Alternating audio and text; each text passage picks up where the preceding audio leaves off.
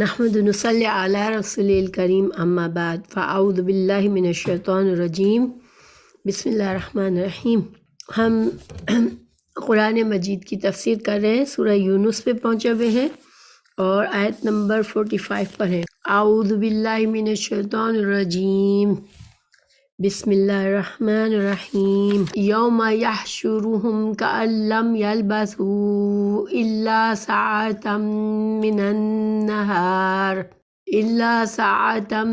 النہار یتعارفون بینہم قد خسر الذین کذبوا بلقاء اللہ وما كانوا مہتدین۔ اور جس دن وہ انہیں اکٹھا کرے گا گویا وہ نہیں ٹھہرے مگر دن کی ایک گھڑی،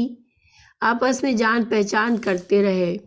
بے شک وہ لوگ خسارے میں رہے جنہوں نے اللہ کی ملاقات کو جھٹلایا اور وہ راہ پانے والے نہ ہوئے۔ تو اس آیت کا پیچھے سے ہم تعلق دیکھتے ہیں سورہ یونس میں۔ جیسے کہ ہم جانتے ہیں کہ سورہ یونس مکی سورہ ہے اور اس میں اللہ سبحانہ تعالیٰ نے مکہ کے جو قریش تھے، جو انکاری تھے، آپ صلی اللہ علیہ وسلم کے دین کے سخت مخالف تھے، ان سے مجادلہ کیا ہے، ان کو واضح نصیحت بھی فرمائی ہے، لیکن ان کو بہت سے ایسے دلائل ان کو دے کر ان کو لاجواب بھی کیا گیا ہے اور ان کو ایک طرح سے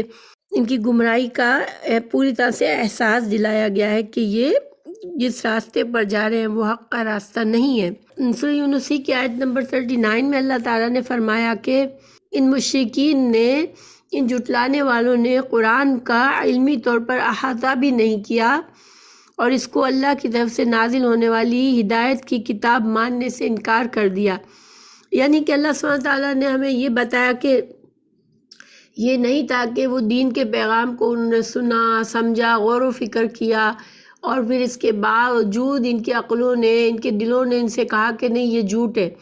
نہیں، اس حد تک موقع ہی نہیں دیا انہوں نے بات کو سن کر فوراً ہی رد کر دی اور علم اپنے جو اللہ سبحانہ تعالیٰ نے انسان کو آنکھیں، کان، دل دیا ہے، جس سے انسان کی بصیرت ہے، انسان کے اندر ایک بصیرت ہے جس کی وجہ سے وہ دوسری مخلوق سے برتر ہے کہ اس کو اللہ نے سمجھ، غور و فکر دی ہے، سمجھ کر بات کو سمجھنے، حق کو پہچاننے کی توفیق دی ہے، حق کو پہچاننے کی صلاحیت دی ہے اس کو، انسان کو۔ تو ان ساری جو اللہ سبحانہ تعالیٰ کی دی ہوئی صلاحیتیں ہیں، ان سے کوئی فائدہ اٹھا کر وہ اگر قرآن کو سمجھتے، سیکھتے، اس کے بعد اگر وہ انکار کرتے تو کوئی بات بھی ہوتی، لیکن انکار کر دیا فوراً سے، اور صرف اس لیے انکار کیا کہ قرآن کی دعوت ان کے آباء و اجداد سے ان کو جو دین ملا ہوا تھا اس سے یہ عقائد ٹکرا رہے تھے اور وہ اپنے جو آبائی طریقے کو چھوڑنا نہیں چاہتے تھے، اسی میں ان کو اپنے دنیا کے فائدے نظر آتے تھے۔ تو اللہ سبحانہ تعالیٰ نے اب اس آیت میں اللہ سبحانہ تعالیٰ بتا رہے ہیں کہ جن لوگوں نے قرآن کو موقع ہی نہیں دیا، قرآن کے ان کو سمجھا ہی نہیں اور انکار کر دیا اور اپنی زندگی کا جو بھی وقت تھا وہ انہوں نے کھیل تماشوں میں اور غفلت میں ضائع کر دیا، تو اس دن ان کا کیا حال ہوگا؟ قیامت کے دن، جس دن قیامت قائم ہوگی، اس دن ان کا کیا حال ہوگا کہ ان کو ایسا محسوس ہوگا کہ وہ دنیا کی زندگی تو ان کو ایسی لگے گی کہ بس ایک ساعت کا مطلب ہوتا ہے وقت کا چھوٹا سا مدت، ایک گھڑی جیسے ایک پل۔ تو ان کو ایسا لگے گا کہ ہم تو بہت ہی تھوڑا سا وقت دنیا میں ہم نے گزارا اور ابھی تو ہم جو تھے، اور من النہار یعنی کہ دن کا تھوڑا سا وقت گزارا۔ تو نہار اس لیے کہا گیا کہ رات کے وقت تو انسان ویسے بھی غفلت میں سو جاتا ہے، لیکن دن کو وہ جاگ رہا ہوتا ہے، اس کے تمام فیکلٹیز، تمام صلاحیتیں اس کے ساتھ ہوتی ہے، اس کو حق اور باطل کی پہچان دن کی روشنی کی طرح اس کے سامنے واضح ہوتی ہے۔ ان کو ایسا لگا کہ دن کے تھوڑے سے لمحے تو ہم نے گزارے دنیا میں، اور اس دوران تو ہم نے صرف ابھی ہم ایک دوسرے کی پہچان ہی کر رہے تھے، ایک دوسرے سے تعارف ہی کر رہے تھے کہ قیامت قائم ہو گئی۔ تو یہ ایسا کیوں کہیں گے؟ کیوں ان کو زندگی، دنیا کی زندگی اس وقت بہت تھوڑی سی لگے گی؟ تو اس مضمون پر بہت سی آیات آئی ہیں قرآن میں، اور پہلی بات تو یہی ہے کہ قیامت کا دن ہی اتنا لمبا ہوگا کہ دنیا کی زندگی اس کے سامنے بہت ہی مختصر محسوس ہوگی۔ 50,000 سال کا دن، اور وہ بھی جو مجرموں کے لیے اتنے مشکل دن ہوگا، ان کا عذاب، ان کا برا انجام ان کو سامنے نظر آ رہا ہوگا۔ تو جب ایسی حالت ہوگی تو وہ بوکھلا جائیں گے، اور ان کو ایسا لگے گا کہ کیا ہو گیا، ہماری دنیا کی مہلت تو انف نہیں تھی۔ اور اس کی یہ سوچنے کی وجوہات بھی ہے کہ ایک تو وجہ یہ ہے کہ وہ یہ ثابت کرنا چاہ رہے ہوں گے کہ کیا ہم اتنے سے لمحوں کے لیے وہاں رہے، اور اس میں اب ہم سے اس کا حساب لیا جا رہا ہے، اور ہم کو اس کے لیے ہمیں عذاب دیا جائے گا۔ تو ہمیں تو حجت تمام ہمارے ساتھ کی ہی نہیں گئی، ہمیں اتنا تو مہلت دی نہیں گئی کہ ہم اپنے آپ کو کچھ ثابت کر سکتے، ہم اپنے ایمان لے آتے، ہم کچھ اچھے کام کر لیتے، ہمیں تو اتنی مہلت دنیا میں ملی ہی نہیں۔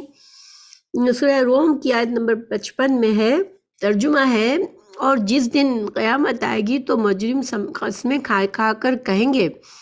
کہ وہ گھڑی بھر ہی ٹھہرے، اس طرح دنیا میں وہ بہکے ہوئے ہی رہے۔ اور جن لوگوں کو علم اور ایمان نصیب ہے وہ جواب دیں گے کہ تم اللہ کی کتاب کے مطابق قیامت تک ٹھہرے رہے ہو، اس لیے یہ دوبارہ اٹھنے کا دن ہے، لیکن تم تو اسے حق نہیں جانتے تھے۔ اس دن وہ قسمیں کھائیں گے، یہ مجرم اس دن قسمیں کھائیں گے، واقعی میں ہمیں اتنا موقع ہی نہیں دیا گیا تھا، ہمارے لیے تو حجت تمام ہوئی ہی نہیں، اور اب ہمارے سامنے یہ عذاب رکھ دیا گیا۔ تو گویا کہ دنیا میں جس طرح انہوں نے علم سے محروم رہے، دنیا میں جس طرح جہالت میں اپنی زندگی کو انہوں نے گنوا دیا، اور آخرت میں بھی یہ اسی طرح بہکی بہکی باتیں کریں گے جو علم پر مبنی نہیں ہوگی۔ لیکن مومن جو ہوں گے، چونکہ انہوں نے دنیا میں ایمان لائے ہوں گے، انہوں نے قرآن اور حدیث سے قیامت کے بارے میں پڑھا ہوگا، تو وہ کہیں گے کہ اللہ سبحانہ تعالیٰ نے دنیا میں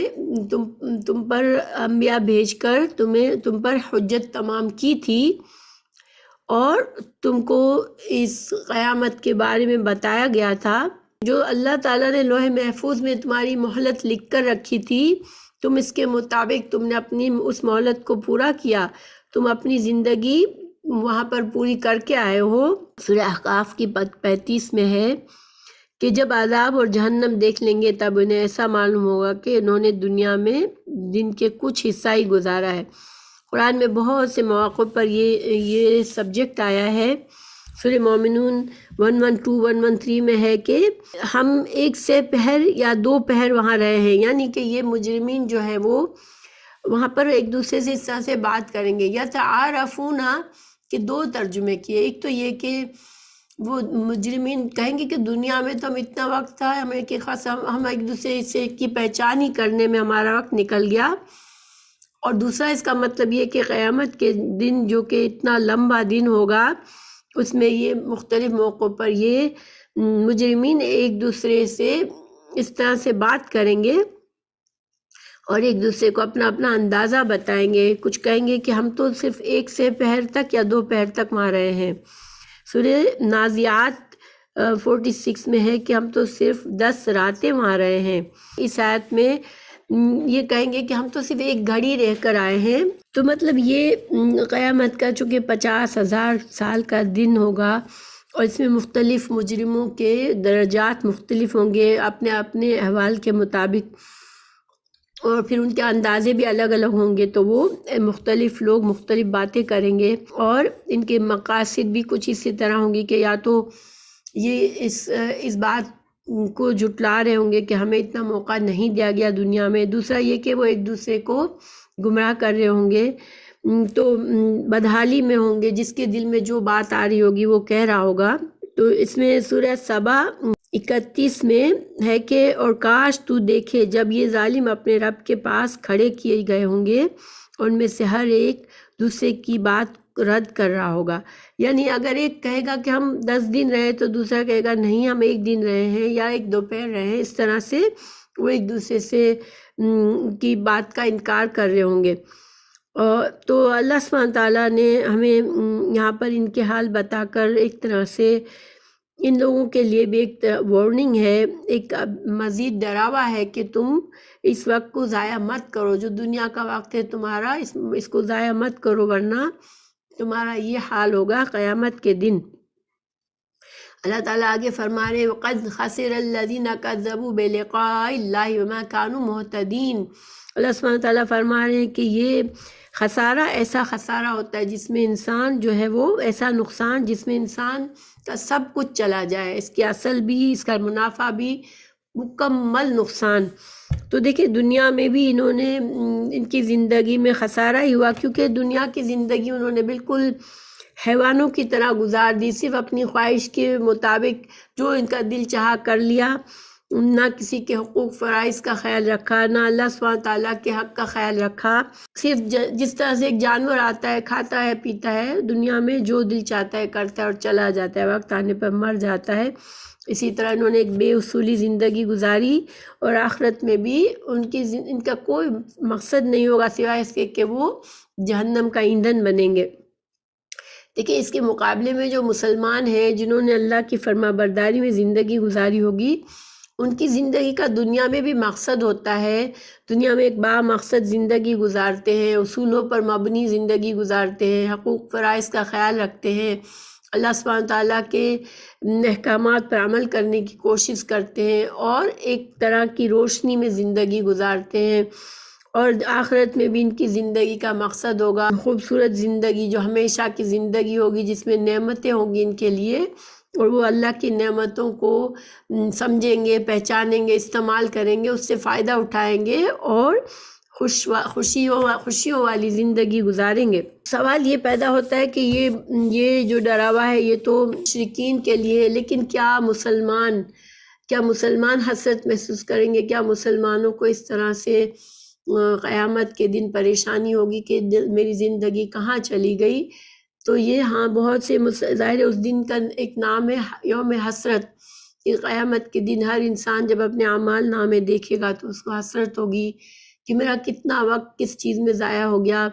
اور میں اس وقت میں کتنا کچھ کما سکتا تھا اور کتنے کچھ فائدے حاصل کر سکتا تھا۔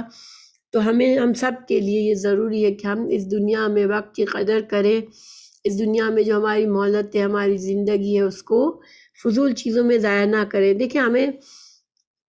ہمارا ایمان جب بڑھتا ہے، ہم قرآن سے لگے ہوئے ہوتے ہیں، تو ہمارا دل چاہتا ہے ہم اپنے وقت کو اچھی طرح استعمال کریں اور اللہ سے قریب ہو جائیں اس وقت میں۔ لیکن جب ہم اللہ کی کتاب سے دور ہو جاتے ہیں، ایک دوسرے کی نصیحت کرنا چھوڑ دیتے ہیں، ایک دوسرے کو یاد دلانا چھوڑ دیتے ہیں، تو پھر ہم اپنا بہت سارا وقت فضول ضائع کر دیتے ہیں، جس کا ہمیں دنیا میں آخرت میں پھر اس ایسے وقت کے لیے انسان حسرت کرے گا۔ تو پھر اگلی آیت ہے وَإِمَّا نُرِيَنَّكَ بَعْدَ الَّذِي نَعِدُهُمْ أَوْ نَتَوَفَّيَنَّكَ فَإِلَيْنَا مَرْجِعُهُمْ ثُمَّ اللَّهُ شَهِيدٌ عَلَى مَا يَفْعَلُونَ۔ اور اگر ہم آپ کو اپنا کوئی وعدہ دکھا دیں جو ہم ان سے کر رہے ہیں، یا آپ کو فوت کر دیں، تو انہیں لوٹ کر آنا ہمارے ہی پاس ہے، پھر اللہ ان حرکتوں پر شاہد ہے۔ اس کا کیا مطلب ہے اس آیت کا؟ دیکھیں چونکہ مجرمین سے، نہ ماننے والوں کو جب ڈرایا جاتا تھا کہ نہ ماننے والوں کے لیے عذاب ہے، تو وہ ڈرتے نہیں تھے اس عذاب سے کہ ہم پر بھی عذاب آ سکتا ہے۔ اور دنیا میں یہ انسان کی عادت ہوتی ہے کہ جتنا زیادہ وہ نعمتوں میں گھرا ہوا ہوتا ہے، اتنا ہی اس کے دل میں خوف کم ہوتا ہے، وہ اپنے آپ کو بہت ہی محفوظ میں سمجھتا ہے۔ اسی طرح ان مجرموں نے اپنے آپ کو محفوظ سمجھا دنیا میں، اور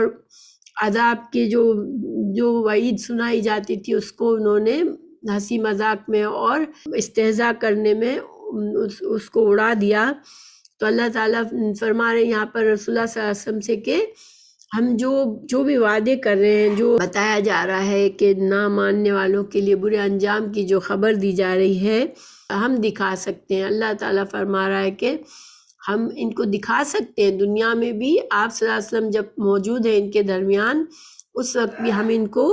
عذاب دکھا سکتے ہیں، کچھ عذاب کی جھلکیاں دنیا میں بھی ان کو دکھا سکتے ہیں،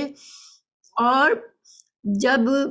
اگر ہم چاہیں تو پہلے آپ کی مہلت پوری ہو جائے گی، ہم آپ کو لے لیں گے اس دنیا سے، تو اس کے بعد بھی ان کو تو ہمارے پاس ہی لوٹنا ہے، اور اللہ سبحانہ تعالیٰ جو ہے وہ ان کے سب کچھ تمام چیزیں جانتا ہے، اللہ تعالیٰ دیکھ رہا ہے وہ جو کر رہے ہیں۔ یہاں پر شہید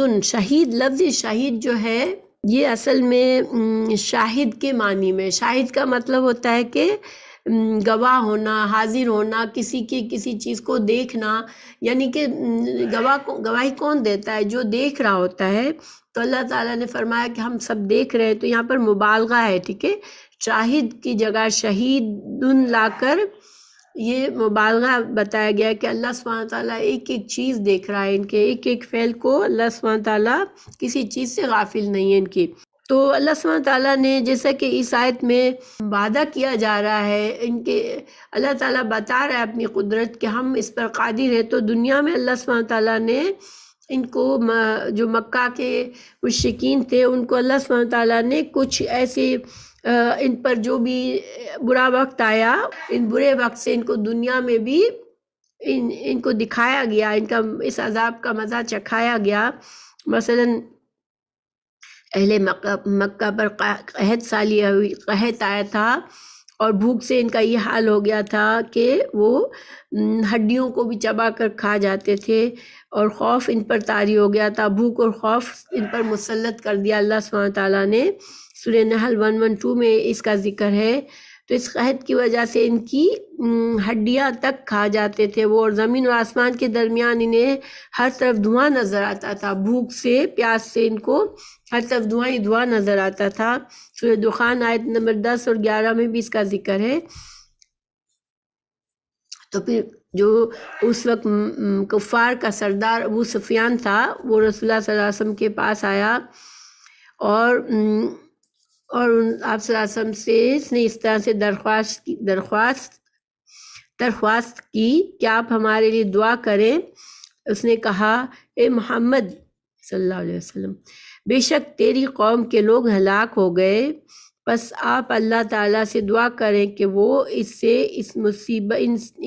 مصیبت کو دور کر دے۔ تو آپ نے دعا فرمائی تھی۔ تو دیکھیں اس وقت یہ کہہ رہا ہے، اس وقت اس نے کہا کہ تیری قوم کے، یعنی آپ صلی اللہ علیہ وسلم کو ایک طرح سے یہ احساس دلایا کہ یہ تو آپ ہی کی قوم ہے جو کہ اب قحط سالی کا نشانہ ہو گئی ہے اور ہلاک ہو رہی ہے، تو آپ دعا کریں ان کے لیے۔ رسول اللہ صلی اللہ علیہ وسلم نے دعا فرمائی تھی ان کے لیے، جس سے اللہ تعالیٰ نے ان سے اس قحط کو ٹال دیا تھا۔ اسی طرح بدر کی جنگ میں ان کے بڑے بڑے سردار مارے گئے، اور صرف مٹھی بھر مسلمانوں نے ان کے بڑے پورے مسلح لشکر کو اس بری طرح سے ہرایا۔ اللہ تعالیٰ نے فرشتے نازل فرمائے تھے، اور ایک جو بہت ہی زیادہ سرکش قسم کا سردار تھا، جس نے اسلام کے سخت دشمن تھا، وہ اس کو ایک ایک کو سزا دی گئی، ایک ایک کو ہلاک کر دیا گیا۔ 70 بڑے بڑے لوگ مارے گئے تھے اس وقت۔ اور اسی طرح احد کی جنگ میں، جنگ خندق پہ بھی ان کا بڑا لشکر آیا تھا، اور مدینہ کو گھیر کے رکھا تھا، اور مدینہ کی جیسے مسلمانوں کی تعداد ان سے 1/3 سے بھی کم تھی، لیکن اللہ سبحانہ تعالیٰ نے ایسا طوفان بھیجا کہ ان کے پورے لشکر کو ادھر سے ادھر کر کے رکھ دیا، اور وہ آپ صلی اللہ علیہ وسلم نے خندق بنا لی تھی مدینہ کے گرد، تو وہ کچھ بھی نہ بگاڑ سکے اور واپس چلے گئے تھے۔ اسی طرح صلح حدیبیہ جو تھی، وہ آپ صلی اللہ علیہ وسلم نے کے ساتھ انہوں نے صلح کا معاہدہ کیا تھا، لیکن وہ بھی ان کی ساری شرائط انہی کے، حالانکہ بظاہر وہ ساری شرائط انہوں نے ایسی رکھی تھی جو ان کے فائدے کی ہو، لیکن ہر شرط ان کے اوپر الٹی پڑ گئی۔ اسی طرح مکہ فتح کروایا اللہ تعالیٰ نے، پھر خیبر کو مسلمانوں کو خیبر فتح کروایا، اور پورے جزیرہ عرب میں رسول اللہ صلی اللہ علیہ وسلم کی زندگی میں ہی اسلام جو ہے وہ پھیل گیا سارے جزیرہ عرب میں، اور شرک کو ختم کر دیا گیا۔ تو یہ سارے کچھ وعدے اللہ تعالیٰ نے بتا دیے رسول اللہ صلی اللہ علیہ وسلم کی زندگی میں ہی، کہ یہ جو مشرکین تھے، جو سخت دشمن تھے، ان کو کس بری طرح سے انہوں نے مار کھائی. لیکن اللہ سبحانہ تعالیٰ نے جب کچھ وعدے جو اللہ تعالیٰ یہاں فرما رہے کہ نَتَوَفَّيَنَّكَ، کہ آپ کو وفات کر دے ہم، آپ کی وفات کے بعد ہم جو ہے ان کا معاملہ ابھی بھی اللہ ہی کے ہاتھ میں ہے. تو اس کے بعد بھی رسول اللہ صلی اللہ علیہ وسلم کے انتقال کے بعد بھی جو خلفائے راشدین کے زمانے میں اسلام کو اللہ تعالیٰ نے غلبہ دیا اور مشرکین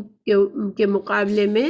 اسلام کی حکومت کو مضبوط فرمایا. تو یہ سارے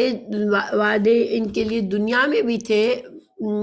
دنیا میں بھی اللہ تعالیٰ کی بات پوری ہوئی عذاب کی، اور آخرت میں بھی ان کے ساتھ عذاب کا وعدہ پورا ہوا. پھر اللہ تعالیٰ فرما رہا ہے وَلِكُلِّ أُمَّةٍ رَسُولٌ فَإِذَا جَاءَ رَسُولُهُ قُضِيَ بَيْنَهُم بِالْقِسْطِ وَهُمْ لَا يُظْلَمُونَ. اور ہر امت کے لیے ایک پیغام پہنچانے والا ہے، تو جب ان کا پیغام پہنچانے والا آتا ہے تو ان کے درمیان انصاف کے ساتھ فیصلہ کر دیا جاتا ہے اور وہ ظلم نہیں کیا کرتے. تو دیکھیں، انسان شروع سے انسانوں کی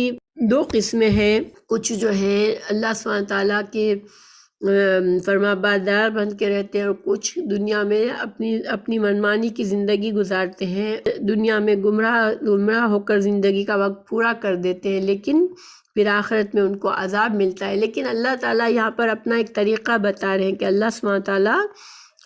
یہ نہیں ہے کہ اللہ تعالیٰ انجانے میں لوگوں کو کچھ پتہ ہی نہیں ہے اور اللہ تعالیٰ قیامت کے دن ان کو سزا دیتا ہے. اللہ سبحانہ تعالیٰ نے ہر امت میں الگ الگ رسول مبعوث فرمائے. تو دیکھیں، رسول اللہ صلی اللہ علیہ وسلم کے زمانے سے پہلے جو دنیا کا حال تھا، تو دنیا میں دوریاں تھی، دنیا میں ایک جگہ سے دوسری جگہ اتنا زیادہ جڑا ہوا نہیں تھا جیسے آج جو ہے وہ ٹیکنالوجی کا دور ہے کہ ایک دنیا پوری بس ایک جگہ بن گئی ہے. ایک دنیا کے ایک کونے کی خبریں ایک لمحے میں دوسرے تک پہنچ جاتی ہیں. تو جب دنیا میں ایسے حالات نہیں تھے تو اللہ سبحانہ تعالیٰ نے ہر امت کے لیے الگ الگ رسول مبعوث فرمائے تھے، اور جب ان کے رسول آ جاتے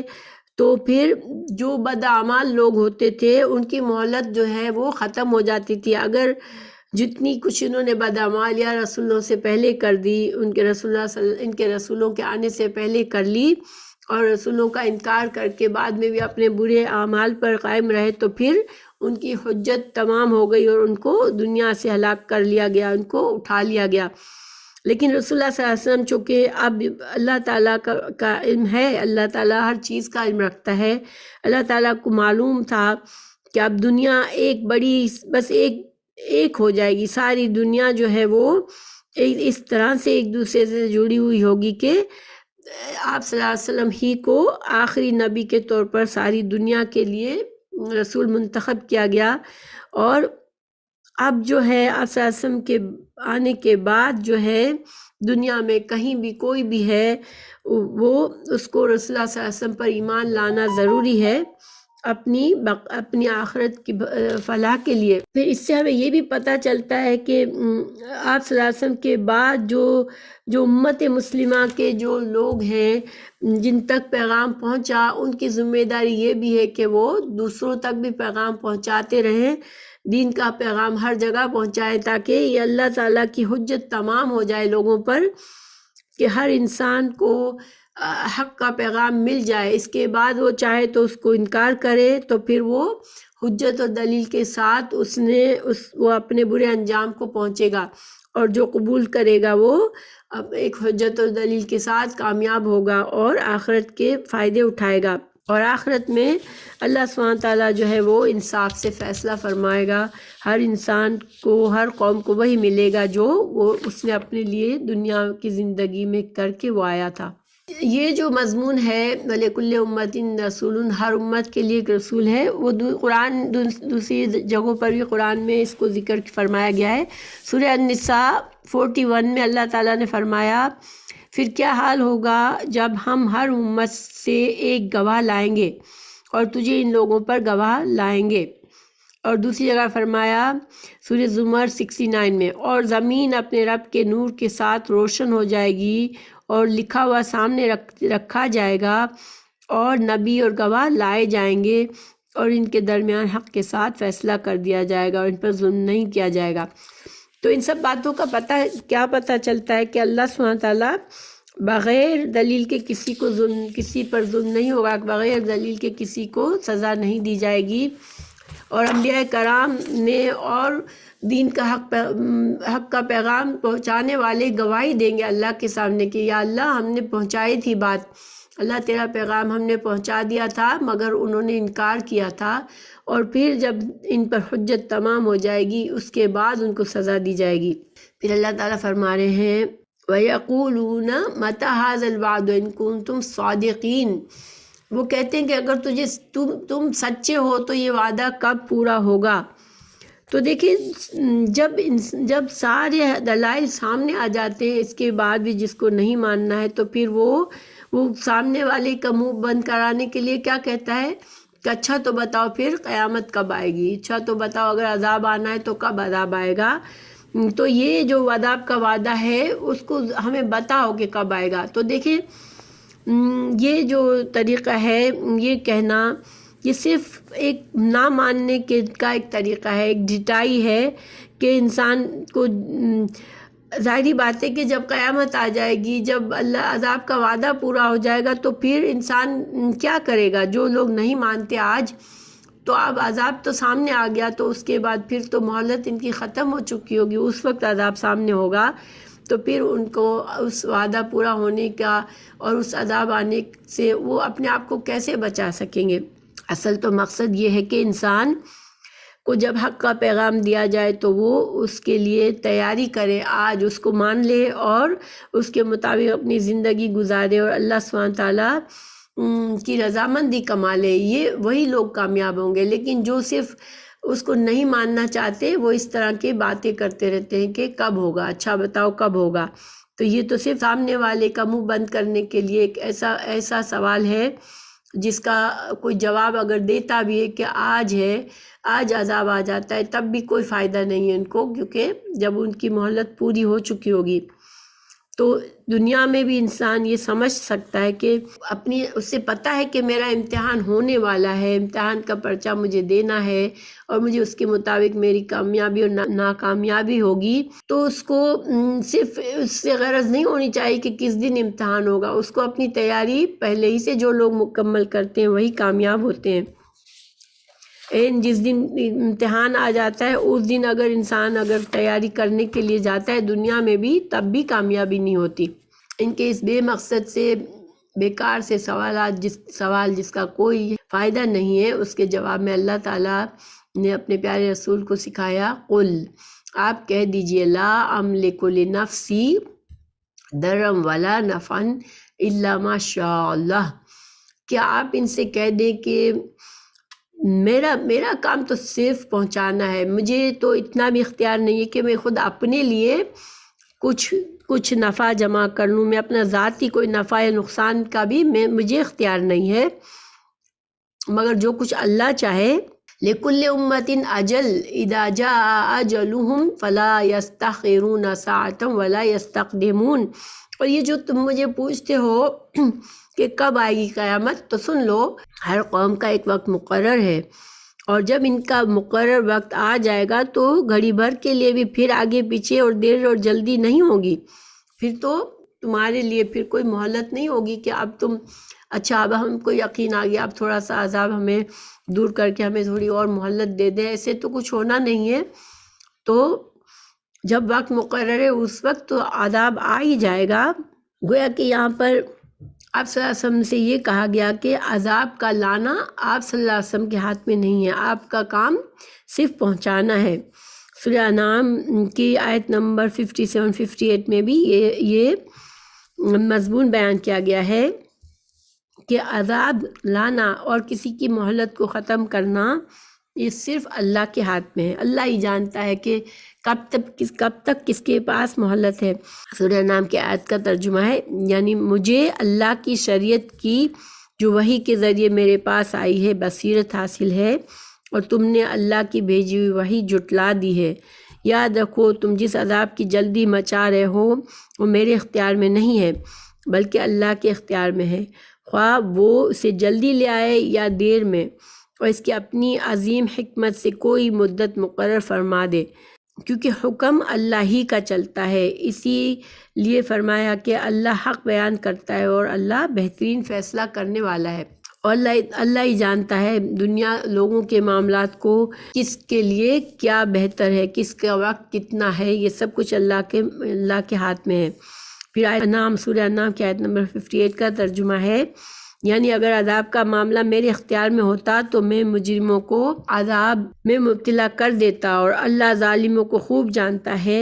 جب کافر لوگ آپ صلی اللہ علیہ وسلم سے بار بار مطالبہ کر رہے تھے کہ آپ اگر سچے ہو تو عذاب لا کر دکھا دو، عذاب لا کر دکھا دو،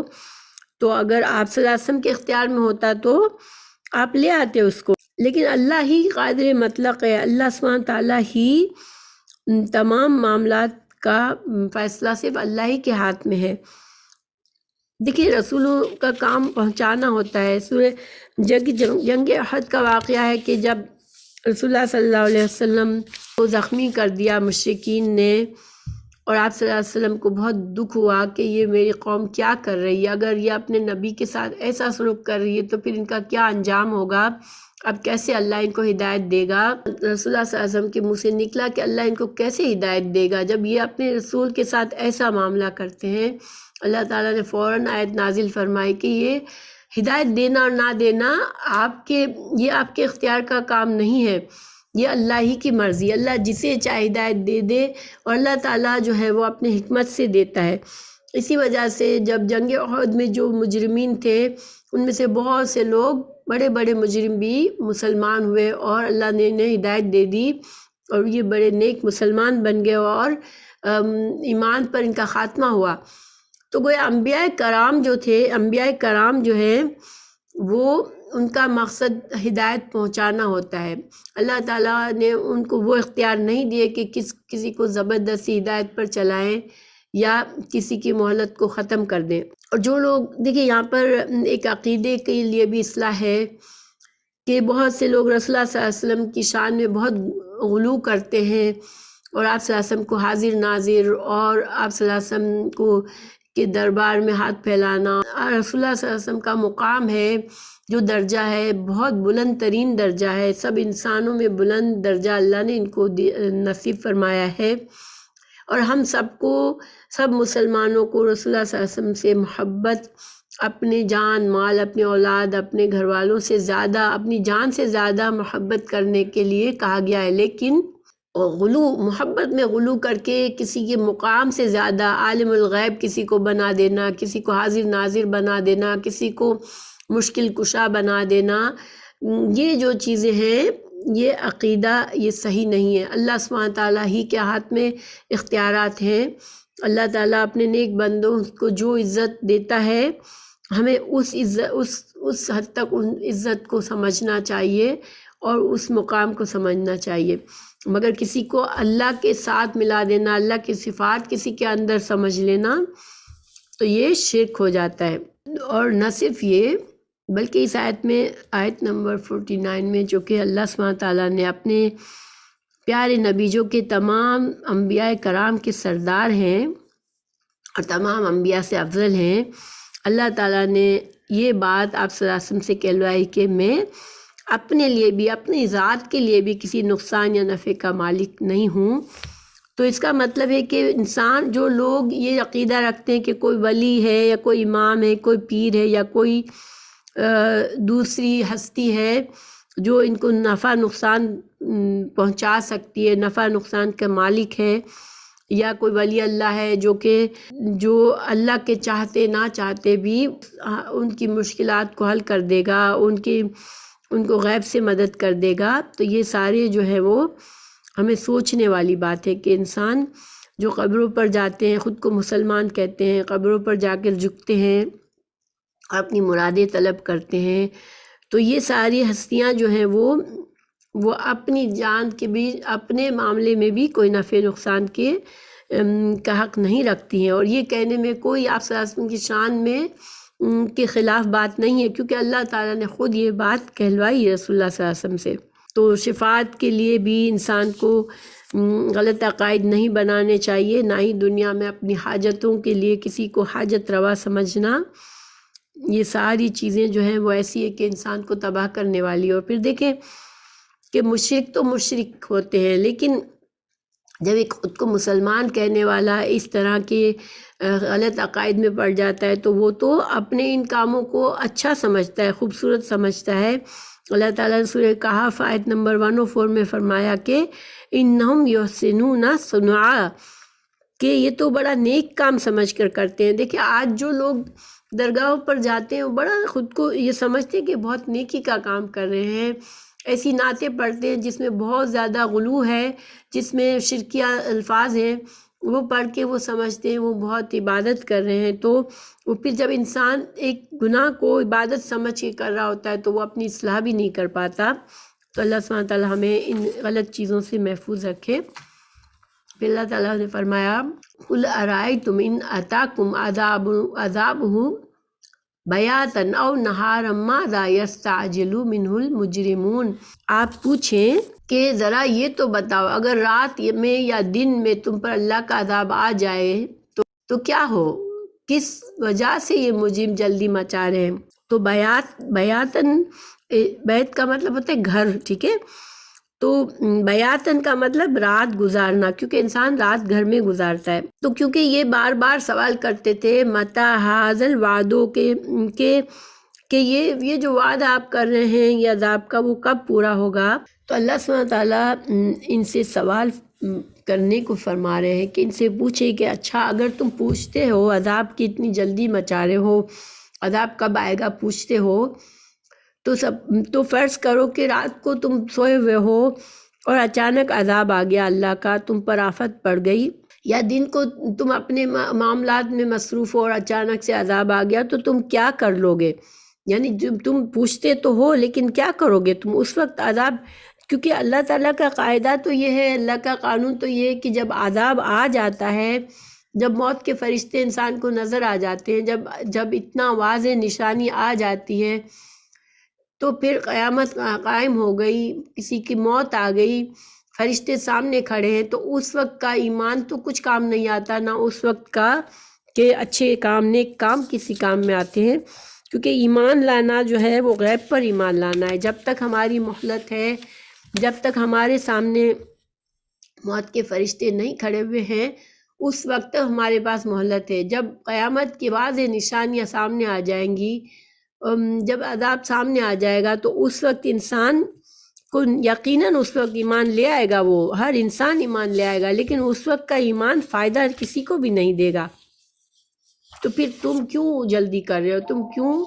بار بار عذاب کا مطالبہ کرتے ہو؟ اللہ تعالیٰ نے مزید وضاحت فرمائی اگلی آیت میں کہ کیا ہوگا جب عذاب آئے گا تو کیا ہوگا۔ ثم اذا ما وقع آمنتم به الآن وقد کنتم به تستعجلون، آپ پوچھیں کہ ذرا یہ تو بتاؤ کہ اگر رات میں یا دن میں تم پر اللہ کا عذاب آ جائے تو کیا ہو، کس وجہ سے یہ مجرم جلدی مچا رہے ہیں، پھر جس وقت عذاب آ جائے گا، یہاں یہ اس آیت کا ترجمہ ہے کہ ثم پھر اذا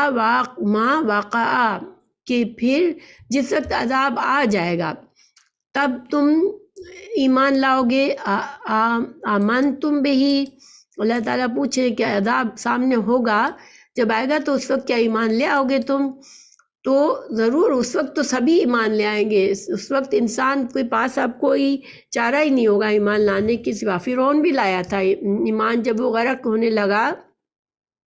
اس نے کہا کہ میں موسیٰ اور ہارون کے رب پر ایمان لاتا ہوں، لیکن اس کو اس وقت کا ایمان کام نہیں آیا۔ اللہ تعالیٰ فرما رہے آلانا، اب ایمان لائے ہو تم، اب جب کہ عذاب آ گیا اس وقت تم ایمان لائے ہو۔ وقد کنتم بہ تستعجلون، تو تم اب کیوں ایمان، اب کیا فائدہ تمہارا، تم تو عذاب کی جلدی مچا رہے تھے پہلے، جب تمہارے پاس مہلت تھی تو اس وقت تم کچھ کرنے کے بجائے، اپنے لیے کچھ کمانے کے بجائے تم تو غلط مطالبات کرتے تھے کہ بس عذاب کو لے آؤ۔ تو عذاب کو مانگتے، اصل میں وہ عذاب لانے کے لیے نہیں کہتے تھے، مگر ایک طرح سے یہ ان کا تکبر تھا، وہ وہ انکار ہی تھے، اس لیے کہتے تھے کہ اچھا عذاب دکھا دو چلو. یہ ایک استہزاء تھا، ایک حقارت کمتر بنانے آپ صلی اللہ علیہ وسلم کی بات کو، ایمان کی حق کی باتوں کو کمتر کرنے کے لیے وہ اس طرح کرتے تھے. تو اس ٹاپک کو، اس مضمون کو بہت جگہوں پہ قرآن میں لایا گیا ہے. سورہ مومن میں آیت 84 85 میں، سورہ یونس 90 91 میں، سورہ نساء 18 میں. تو اللہ تعالیٰ نے یہ ساری آیات میں بتا کر یہی مقصد یہی ہے کہ ایمان ابھی لاؤ، تم ابھی ایمان لانا تم کو فائدہ دے گا جب تمہاری مہلت پوری نہیں ہوئی ہے. لیکن جب عذاب آئے گا تو تمہاری مہلت پوری ہو جائے گی اور تمہیں کوئی فائدہ نہیں ہوگا. اللہ تعالیٰ نے سورہ نساء آیت نمبر 18 میں فرمایا، ترجمہ پڑھ رہی ہوں، ان کی توبہ نہیں ہے جو برائیاں کرتے چلے جائیں یہاں تک کہ جب ان میں سے کسی کے پاس موت آ جائے تو کہہ دے کہ میں نے توبہ کی، ان کی توبہ بھی قبول نہیں. جب مرتے وقت انسان کہتا ہے میری فرشتے سامنے کھڑے اب کہے میں نے توبہ کی، تو وہ توبہ قبول نہیں ہوگی. جو کفر پر ہی مر جائے یہی لوگ ہیں جن کے لیے ہم نے المناک عذاب تیار کر رکھا ہے. اسی طرح کا سبجیکٹ اور یہی مضمون اور جگہوں پر بھی ہے،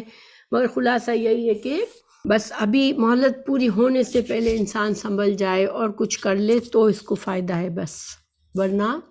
صرف عذاب جب آئے گا تو صرف عذاب کو بھگتنے کے سوا کوئی اور ندامت اور محرومی اور دکھ اور تکلیف کے سوا اور کوئی فائدہ نہیں ہے. پھر اللہ تعالیٰ نے فرمایا ثم قیل للذین ظلموا ذوقوا عذاب الخلد هل تجزون الا بما کنتم تکسبون. پھر ظالموں سے کہا جائے گا کہ دائمی عذاب چکھتے رہو، تمہیں تمہاری کمائیوں ہی کا بدلہ ملا ہے. جب ان پر صحیح معنوں میں عذاب واقع ہو جائے گا تو پھر ان کو مزید ڈانٹا جائے گا. ایک ذلیل کرنے کا انداز ہے. دیکھیے جب انسان بہت دکھ میں آ جاتا ہے، بہت ایک مصیبت، ایک آفت آ گئی، اتنی بڑی آفت آ گئی، اس وقت ان کو کوئی ہمدردی دینے والا نہیں ہوگا، بلکہ ان کو ایک طرح سے ڈانٹا جائے گا. تم نے ہی اپنے لیے یہی کمائی کی ہے تو اب یہ تمہاری کمائی کا نتیجہ ہے، اور تمہارے لیے آج جو ہے وہ کوئی فائدہ نہیں ہے. آج تم کو بس تمہارے پاس اب اس عذاب کو برداشت کرنے کے سوا تمہارے لیے اب کوئی چارہ نہیں ہے. پھر اللہ سبحانہ وتعالیٰ نے فرمایا وَيَسْتَنْبِئُونَكَ أَحَقٌّ هُوَ، یہ آپ سے قرید کر رہے ہیں کہ کیا یہ سچی بات ہے. وہ آپ صلی اللہ علیہ وسلم سے پوچھتے تھے اچھا یہ سچی بات ہے، یہ حق بات ہے. قل، آپ صلی اللہ علیہ وسلم نے، اللہ تعالیٰ نے فرمایا قل، آپ کہہ دیجئے ای جو ہے یہ قسم کی طرح ہے، قسم کا لفظ ہے کہ ہاں قسم ہے، قسم سے، اللہ کی قسم. وَرَبِّي، قل آپ کہہ دیجئے ای، ہاں، وَرَبِّي، میرے رب کی قسم. آپ صلی اللہ علیہ وسلم سے فرما دیا گیا کہ آپ اللہ کی، اپنے رب کی قسم کھا کر کہہ دیں اِنَّهُ لَحَقٌّ، البتہ یہ حق ہے، یہ قسم ہے، یہ سچی بات ہے. وَمَا أَنْتُمْ بِمُعْجِزِينَ، اور تم جو ہو اللہ کو ہرا نہیں سکتے. تم جو ہو کسی طرح سے، یہ نہیں کہ تم پر جب عذاب آئے گا تو تم کہیں سے بھاگ جاؤ گے، اللہ سبحانہ تعالیٰ کو عاجز کر دو گے. تو یہاں پر اس آیت میں ایک طرح سے بہت تاکید کے ساتھ اللہ سبحانہ تعالیٰ نے ان کو یقین دلایا گیا ہے، ان کو قیامت کے حق ہونے کا. کیونکہ جو اگر کچھ جو شک بھی ان کو اگر کچھ تھا، اگر شک کی وجہ سے بھی پوچھتے تھے تو پھر ان کے لیے اللہ تعالیٰ نے آپ صلی اللہ علیہ وسلم کو قسم کے ساتھ جواب دینے کے لیے کہا. ای و ربی، ایک تو قسم کی تاکید ہے، انہ لحق، انہ بھی ایک تاکید ہے اور لام تاکید ہے. تو اس کو بہت سخت تاکید کے ساتھ کہا گیا کہ ہاں یہ حق ہے، یہ سچ ہے، یہ ہونے والا ہے. اور قرآن میں دوسری جگہ بھی یہ اس طرح سے قسم کھا کے جو آخرت کے منکرین ہیں ان کو یقین دلایا گیا ہے قیامت سے کے لیے. سورہ سبا آیت نمبر 3 میں اللہ تعالیٰ نے فرمایا وَقَالَ الَّذِينَ كَفَرُوا لَا تَأْتِينَ السَّاعَةُ قُلْ بَلَىٰ وَرَبِّي لَتَأْتِيَنَّكُمْ، جب کافروں نے کہا کہ قیامت نہیں قائم ہوگی تو اللہ تعالیٰ نے فرمایا آپ فرما دیں کہ کیوں نہیں، میرے رب کی قسم ضرور آئے گی وہ۔ اور اسی طرح سورۃ تغابن آیت نمبر 7 میں زعم الذین کفروا ان لن یبعثوا قل بلی وربی لتبعثن، کہ یہ کہتے ہیں کہ کافر یہ گمان کرتے ہیں کہ قیامت نہیں آئے گی، ہم کو دوبارہ اٹھایا نہیں جائے گا، تو آپ قسم کھا کے کہہ دیں کہ ضرور اللہ کی قسم تم اٹھائے جاؤ گے دوبارہ، اور تم معجزین نہیں ہو، تم جو ہو اللہ کے عذاب سے کہیں بھاگ نہیں جاؤ گے، تم بھاگ نہیں سکو گے کہیں بھی۔ وَلَوْ أَنَّ لِكُلِّ نَفْسٍ ظَلَمَتْ مَا فِي الْأَرْضِ لَافْتَدَتْ بِهِ وَأَسَرُّوا النَّدَامَةَ لَمَّا رَأَوُا الْعَذَابَ وَقُضِيَ بَيْنَهُمْ بِالْقِسْطِ وَهُمْ لَا يُظْلَمُونَ۔ اگر ہر ظالم کے پاس روئے زمین کی دولت ہو تو وہ سب اپنی جان چھڑانے کے لیے دے دے، اور جب وہ عذاب دیکھ لیں گے تو دل ہی دل میں پشیمان ہوں گے، اور ان میں انصاف سے فیصلہ کر دیا جائے گا اور ان پر ظلم نہیں کیا جائے گا۔ تو قیامت کے دن جو مجرم ہوں گے وہ ان کی خواہش ہوگی کہ ان کے پاس جو بھی کچھ ہو، اگر دنیا بھر کی کوئی چیز بھی ہو تو فدیہ میں دے دے اور اپنے آپ کو عذاب سے بچا لے۔ دنیا میں بہت کم کے لیے انسان، تھوڑے سے فائدے کے لیے انسان حق کو جھٹلاتا ہے، لیکن آخرت میں اگر اس کے پاس زمین بھر سونا بھی ہوگا اور اس کو یہ عذاب سے اپنے آپ کو چھڑا سکتا ہوگا تو اس سونے کی وہ پرواہ نہیں کرے گا اور وہ اس کو دے دے گا، مگر اس دن تو کوئی کسی کو کچھ بھی نہیں فائدہ دے سکتا، نہ انسان خالی ہاتھ ہوگا، اس کے پاس کچھ ہوگا ہی نہیں۔ وہ اس وقت ان کا یہ حالت ہوگی کہ وہ پشیمان ہوں گے، شرمسار ہوں گے، ان کو ندامت ہو رہی ہوگی اپنے آج جو دنیا میں جو تکبر کر رہے ہیں وہ اس دن بہت نادم ہوں گے، اور ان کے ساتھ حق و انصاف کے ساتھ ان کے ساتھ اللہ فیصلہ کرے گا، کسی پر ظلم نہیں ہوگا اس دن، جس نے جو کچھ کمایا ہوگا اسی کا اس کو بدلہ دیا جائے گا۔ تو ان کو ندامت ہونے کی وجہ میں ایک وجہ یہ بھی ہے کہ جس عذاب کے بارے میں وہ مذاق اڑاتے تھے دنیا میں، تو وہ اچانک سے وہ عذاب ان کے سامنے آ گیا ہوگا، جب ان کی مہلت پوری ہوگی تو ان کی حالت ہوگی کہ وہ شرم بھی محسوس کر رہے ہوں گے، ندامت بھی محسوس کر رہے ہوں گے، اور عذاب کی سختی سے گھبراہٹ اور ڈر بھی محسوس کر رہے ہوں گے، اور ان کو ان کا ضمیر بھی کوس رہا ہوگا کہ تم نے کیا کر دیا، تم نے کیوں اس مہلت کا فائدہ نہیں اٹھایا۔ دیکھیے دنیا میں بھی انسان جب رنگے ہاتھوں پکڑا جاتا ہے تو سب سے بڑی جو اس کو شرمندگی ہوتی ہے، سب جن لوگوں کے سامنے اس نے تن کر اپنے جھوٹ کو سچا کہا ہوتا ہے، اب ان کے سامنے وہ سب کے سامنے جھوٹا ثابت ہو جاتا ہے تو اس کے پاس ندامت اور شرمندگی کے سوا کچھ نہیں رہ جاتا۔ اور اس کا یہ معنی، اس آیت کا ایک اور معنی یہ بھی لیا گیا کہ جب عذاب ان کے سامنے ہوگا تو وہ اس وقت اپنے ندامت کا اظہار بھی کریں گے کہ کاش ہم نے یہ کیا کر دیا، ہم ہی ظالم تھے، ہم نے یہ اپنے آپ پر ظلم کر دیا۔ اور اللہ سبحانہ تعالیٰ نے آخر میں یہاں فرمایا کہ وَهُمْ لَا يُظْلَمُونَ، تو ان کے اوپر جو بھی ان کا جو بدلہ ہوگا، ان کو جو عذاب اور سزا ملے گی وہ ان کا حق کے ساتھ، انصاف کے ساتھ دیا جائے گا، کسی کے ساتھ کوئی ظلم نہیں کرے گا اللہ تعالیٰ۔ پھر اگلی آیت میں ہے الا ان للہ ما فی السماوات والارض الا ان وعد اللہ حق ولکن اکثرهم لا یعلمون هو یحیی ویمیت والیہ ترجعون۔ دیکھو جو کچھ آسمان و زمین میں ہے سب اللہ ہی کا ہے، کان کھول کر سن لو، اللہ کا وعدہ سچا ہے، لیکن اکثر لوگ علم سے کورے ہوتے ہیں۔ وہی زندگی بخشتا ہے اور وہی موت دیتا ہے، اور اسی کے پاس تم سب کو لوٹ کر جانا ہے۔ تو یہاں پر الا جو ہوتا ہے وہ حرف تنبیہ ہے، ٹھیک ہے، خبردار کیا جا رہا ہے، ایک بار پھر سے سب کچھ بتانے کے بعد پھر سے خبردار کیا جا رہا ہے کہ سن لو کہ دنیا، آسمان اور زمین کا ہر چیز کا مالک اللہ ہے، کیونکہ پیچھے یہ بتایا گیا کہ اس وقت جو مجرم ہوں گے وہ ان کی خواہش ہوگی کہ کاش دنیا بھر کا سونا بھی ہمارے پاس ہو تو ہم دے دیں، تو اللہ سبحانہ تعالیٰ ہی کا ہے سب کچھ، اس دن بھی وہ فدیہ کہاں سے لائیں گے؟ دنیا میں بھی ہر چیز اللہ ہی کی ہے، اللہ ہی نے ان کو جو کچھ دیا ہے وہ اللہ ہی کا دیا ہوا ہے، اور آخرت میں ان کے پاس کچھ بھی نہیں ہوگا۔ اور پھر اللہ سبحانہ تعالیٰ کا یہ وعدہ حق ہے، دوبارہ سے تنبیہ کی گئی کہ ابھی بھی مان لاؤ، ابھی بھی سمجھ جاؤ، ابھی بھی ایمان لے آؤ، کیونکہ اللہ کا یہ وعدہ سچ ہے، یہ حق ہے۔ لیکن اکثر لوگ علم ہی نہیں حاصل کرتے، اور دنیا میں دیکھیں یہی چیز ہے کہ علم، سچا علم، قرآن اور حدیث کا علم انسان کو اس آخرت کی مصیبت اور عذاب سے بچا سکے گا، لیکن اکثر لوگ جو ہیں وہ اس علم سے محروم خود کو رکھتے ہیں۔ جو مسلمان ہیں وہ بھی ہر کوئی جتنا زیادہ ہم قرآن سے علم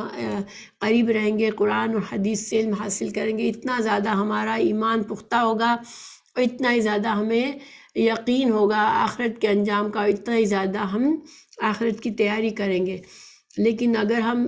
لائن میں رہ کر زندگی گزار دیں گے تو پھر ہمارا یہ مہلت، ہماری دنیا کی مہلت ختم ہو جائے گی، اور ہم اپنے لا علمی میں، غفلت میں زندگی گزار دیں گے۔